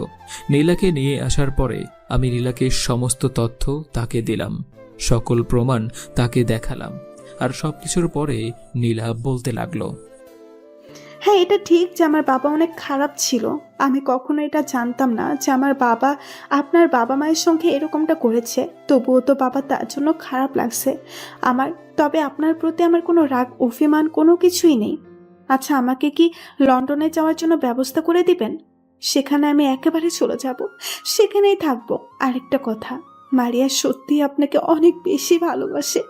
মেয়েটা আপনার জন্য কান্না করছে, হয়তো তাকে গিয়ে নিয়ে আসুন, নিজের করে নিন। তারপরে এভাবেই 2টা দিন পার হয়ে গেল, আর আজকে আমার আর মারিয়ার বিয়েটা হয়ে গেল। এখন আমি দাঁড়িয়ে আছি বাসর ঘরের সামনে। রাফিও অনেক সুস্থ হয়ে গিয়েছে। রাফি আমার সঙ্গে ফাজলামো করছে, আর ওদের ফাজলামো করাতে আমি তাড়াতাড়ি করে বাসর ঘরের মধ্যে প্রবেশ করলাম। আর বাসর ঘরে প্রবেশ করতে দেখি আমার প্রিয় মানুষটা সে ঘোমটা দিয়ে বসে আছে। আমি যাওয়ার পরে সে আমার কাছে এসে আমাকে সালাম করলো, আর সালাম করার পরে আমি তাকে ধরে তুললাম, আর তোলার পরে শক্ত করে বুকের মাঝে জড়িয়ে ধরলাম। আর সে আমাকে বলতে লাগলো, তুমি কিন্তু এখন থেকে আর কখনোই এসব করতে পারবে না। তুমি কিন্তু এখন থেকে সাধারণ মানুষের মতো বেঁচে থাকবে। আমি একটা সাধারণ মানুষের বউ হতে চাই, একজন সরল সহজ মানুষের বউ হতে চাই, সেই দারোয়ান তার মতোই। আমি মাফিয়ার বউ হতে চাই না। ঠিক আছে, তাহলে এবার একটু আদর করা যাক, চলো। কারণ তোমাকে আদর করার জন্য না মনটা কেমন যেন ছটফট করছে। তাছাড়া ছেলে মেয়েকে আনতে হবে না, সেই মিশনে তো যেতে হবে নাকি? তারপর কি হলো সেটা না হয় না বলাই থাক, আর এভাবেই না হয় আমাদের চলতে থাকুক মিষ্টি ভালোবাসার গল্পটা। সো নতুন নতুন ভালোবাসার গল্প পেতে আমাদের চ্যানেলটি এক্ষুনি সাবস্ক্রাইব করে পাশে থাকবেন। ধন্যবাদ সবাইকে।